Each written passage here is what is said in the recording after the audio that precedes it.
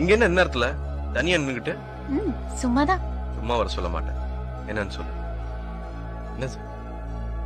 இதுல 2 லட்சம் ரூபாய் இருக்கு. உங்க அம்மாவோட மெடிக்கல் செல்ஃப்க்கு வச்சுக்கோ.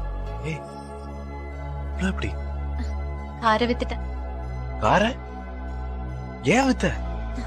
நீ நிலத்தை விற்க போறேன்னு சொன்னல, அதை விற்க வேணாம். எத்தனை வருஷமா வச்சிருந்திருப்பீங்க. அதை வித்தா மனசுக்கு கஷ்டமா இருக்கும்ல. நிலம் வந்து பூர்வீகமா இருக்கிறது. ஆர் இது இல்லைன்னா வேற வாங்கிக்கலாம். ரொம்ப ஆசையா வாங்கி.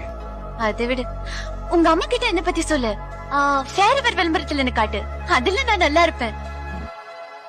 சீக்கிரம் வந்துடு என்ன.